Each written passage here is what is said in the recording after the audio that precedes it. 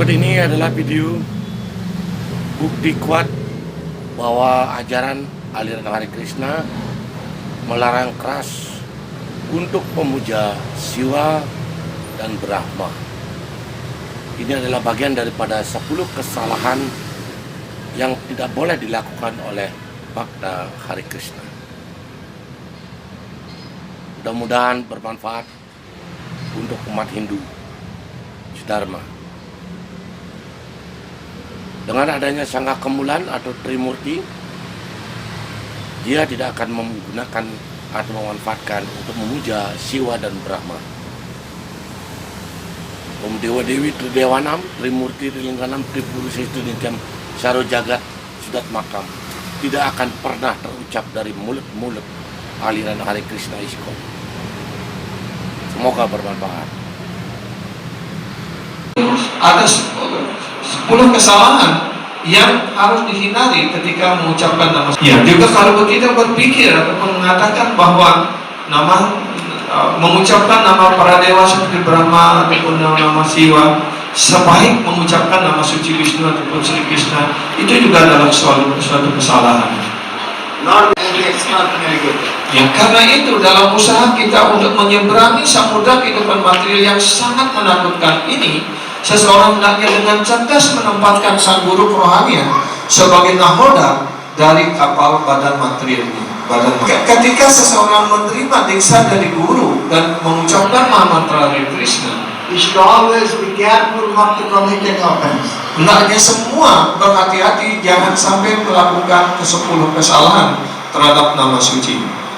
Kita mampu mengucapkan nama suci tanpa kesalahan, bebas sepenuhnya dari kesalahan, maka kita akan mengucapkan nama suci yang murni Sudanam, di mana Sudanam tidak berbeda dengan Krishna sendiri. Dengan mengucapkan Sudanama ini, maka Krishna dapat diikat dengan prema. Kata lain dapat dikatakan orang akan dengan mudah mendapatkan Krishna. There is no difference between the name of Krishna and the name itself. Tidak ada perbedaan sama sekali antara nama Krishna dan Krishna sendiri. So when a bona fide guru gives Harinam, he gives you Krishna. Ya, ketika sang guru kerohanian yang bona fide memberikan kita nama suci, maka beliau sebenarnya sedang memberikan Krishna kepada kita. It is most important. Inilah hal yang sangat penting yang harus selalu kita ingat. To get Krishna is the goal of our life. Karena untuk mendapatkan Krishna, untuk mencapai Krishna adalah tujuan tertinggi kehidupan kita sebagai That is manusia. the purpose of human birth. Itulah kemaksud daripada kita dilahirkan sebagai manusia. It is supreme perfection of human life. Inilah kesempurnaan tertinggi dari kehidupan sebagai manusia. So especially in this Kali Yuga, Khusus Mahaprabhu really gives Krishna prema. Khususnya pada zaman Kali Yuga sekarang ini, Sri Chaitanya Mahaprabhu secara bebas, secara gratis membagikan nama suci ini. Those who are Gaura Priyajanas, their devotees of Mahaprabhu can give this. Maka beliau yang guru sebagai Gaura Priyajana, penyembah terkasih Sri Chaitanya Mahaprabhu, beliau dapat memberikan nama suci ini yang tidak berbeda dengan Krishna sendiri.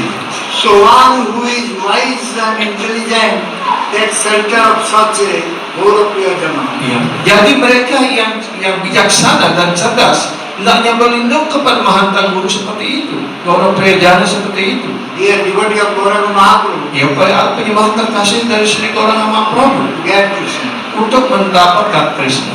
There are 10 types of Namapra in chanting the holy name. Dalam usaha mengucapkan nama suci ada 10 kesalahan yang harus dihindari terhadap nama suci. Before giving name, the Guru must speak about 10 offenses.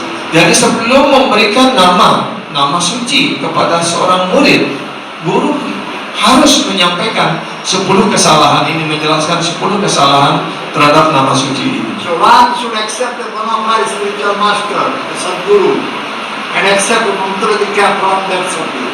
Ya, karena itu berikutnya setelah mendengarkan uraian tentang guru tatwa, tentang 6 tatwa, tentang 10 kesalahan ini dari seorang guru Quran yang bona fide, maka lebih lanjut dia dapat menerima diksa dari seorang guru. When the Guru gives mantra dikya, he speaks about Namapra. Jadi ketika guru akan memberikan nama suci ini, beliau terlebih dahulu berbicara tentang nama aparat ini. The offenses committed against the holy name while chanting. Yaitu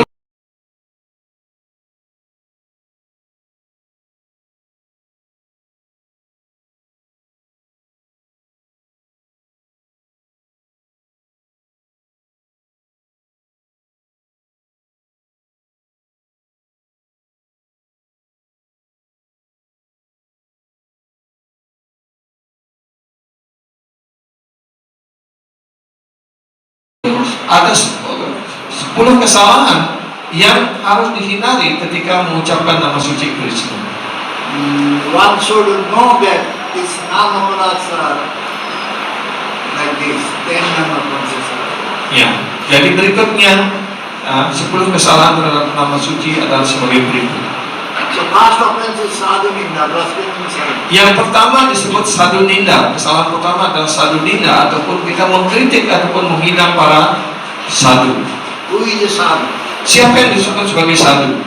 One who is completely surrendered unto the lotus feet of Krishna is a sadhu.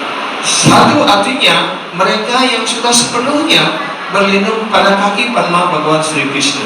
One who has dedicated his life to preach the message of Bhagavan Krishna throughout the world is a Vaishnava sadhu. Ya, jadi yang kedua, syarat yang kedua ataupun kualifikasi yang kedua adalah bahwa beliau sudah mendedikasikan seluruh hidupnya untuk menyebarluaskan, mengajarkan tentang kemuliaan nama suci ini ke seluruh dunia. One should not blaspheme such a sadhu. Jadi seseorang, kita semua hendaknya jangan menghina, mengkritik penyembah ataupun sadhu seperti itu. It is a very serious offense. Ini adalah kesalahan yang sangat serius. Sadhu is a Vaishnava. Sadhu adalah Vaishnava. He is very dear devotee of Krishna. Beliau adalah penyembah terkasih dari Bhagawan Sri Krishna. Those who are taking shelter of the holy name or are receiving the holy name from a bona fide guru, Ya, mereka yang telah menerima diksa ataupun nama suci dari seorang sadhu guru seperti itu, should be very, very careful not to commit this offense. yang hendaknya sangat berhati-hati jangan melakukan kesalahan ini. Annadeva Saha Vishnuman. To consider, second one, is to consider the names of the demigods like Lord Shiva, Lord Brahma to be equal to or independent of the name of the Lord. Kesalahan yang kedua yang harus dihindari adalah kita sebagai penyembah jangan pernah berpikir ataupun berpikir bahwa nama para dewa seperti Brahma, Shiva itu sama dengan nama Tuhan Sri Vishnu atau Sri Krishna. To think that the demigods are on an equal level with Krishna. Jika kita bahkan hanya berpikir bahwa para dewa dalam kedudukan sejajar dengan Bhagawan Sri Krishna, And to think that the name of Krishna, his form, his qualities and pastimes are different from himself, ataupun berpikir bahwa nama, lila dan bentuk rohani Sri Krishna berbeda dengan Sri Krishna sendiri, itu juga adalah kesalahan. if someone thinks that Lord Shiva, Lord Brahma are also Bhagavan, that is also an offense. Juga kalau seorang berpikir bahwa Brahma ataupun Shiva juga adalah Tuhan, itu juga adalah kesalahan. Someone thinks that the name of Lord Shiva and the name of Lord Brahma are equal with the name of Lord Vishnu or Krishna, or that chanting the name of Lord Shiva or Lord Brahma are as good as chanting Hare Krishna, that is also an offense.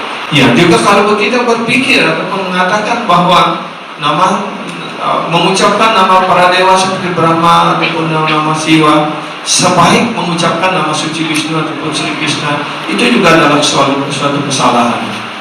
Lord Vishnu or Krishna is Parameswara, the supreme. Sri Vishnu ataupun Sri Krishna dia adalah Parameswara, dia adalah pengendali tertinggi. The demigods, even Lord Shiva and Brahma, are all servants of Lord Krishna. Ya, bahkan semua para dewa termasuk Brahmaji dan Shivaji juga adalah pelayan-pelayan dari Bhagawan Sri Krishna. Lord Krishna, Vishnu is worshipped, automatically all the demigods are worshipped. Jika Tuhan Sri Krishna Sri Vishnu dipuja, maka otomatis semua para dewa sudah terpuja.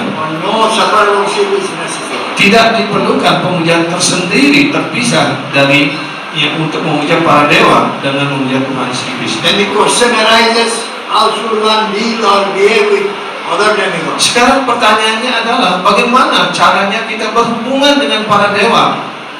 Should we disrespect them? Apakah kita boleh tidak menghormati mereka? They are all servants of Krishna or Vishnu. Semua para dewa itu adalah pelayan-pelayan dan petugas-petugas dari Bhagawan Sri Krishna. So a Vaishnava should not disrespect any demigod. Karena itu para Vaishnava, kita sebagai penyembah, jangan pernah tidak hormat kepada para dewa. They are all carrying out the orders of the Lord. Karena mereka semua, para dewa juga ada sedang melaksanakan perintah-perintah dari Bhagawan Sri Krishna. That way they are all Vaishnavas.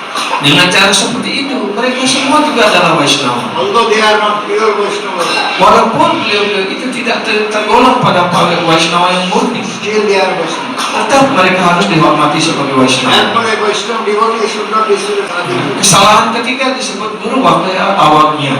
Artinya, tidak melaksanakan ataupun mengabaikan perintah-perintah sang guru kerohanian. It is a very great offense. Ini adalah kesalahan yang sangat besar. The other offenses may be excused. Kesalahan-kesalahan yang lain mungkin dapat dimaafkan. There are means and ways.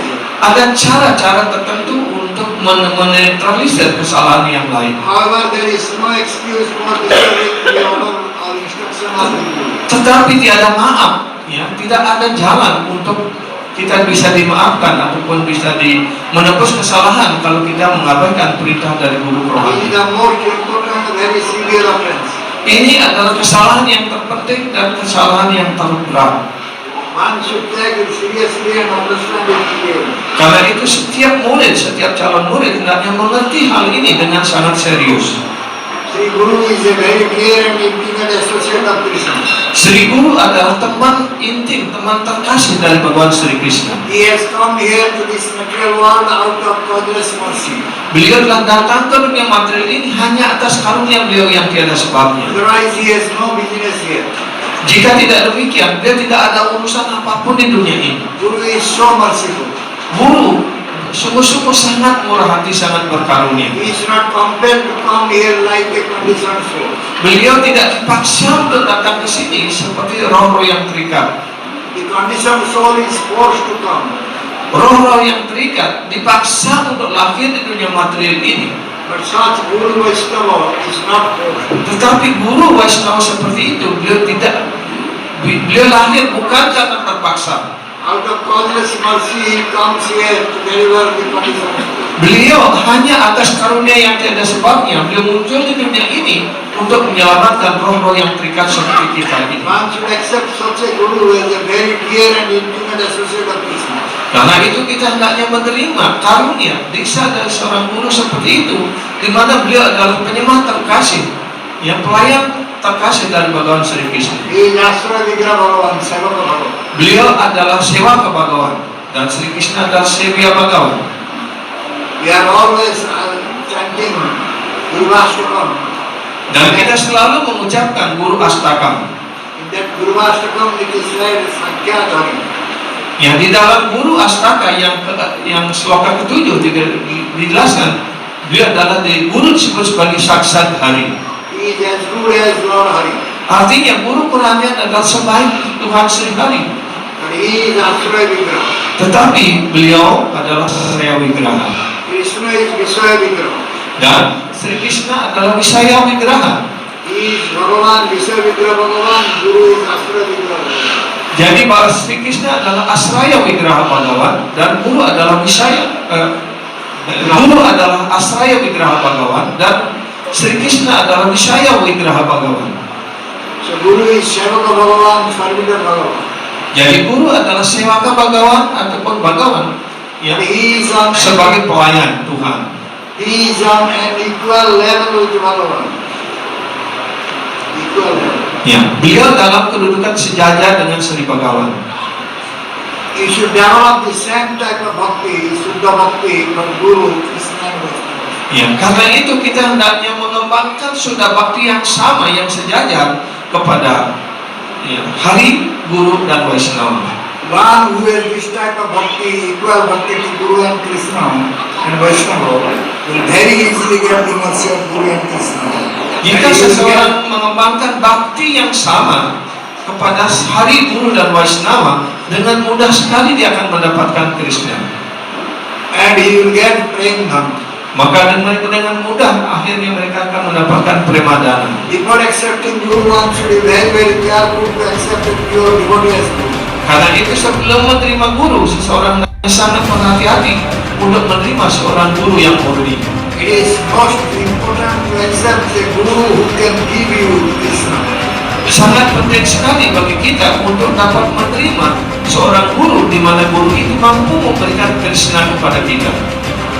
One who has Krishna 100% not only Artinya guru itu sudah mendapatkan Krishna 100%, bukan Krishna 25% atau 50%. such a Guru who is Sudhamata, a pure devotee, who has found Krishna with the root of love. Jadi guru ya, yang sudah memiliki sudah bakti, beliau itu sudah mengikat Krishna dengan tali cinta kasihnya di dalam hatinya. Should be accepted as Guru. Guru seperti itulah yang harus kita terima sebagai guru kita.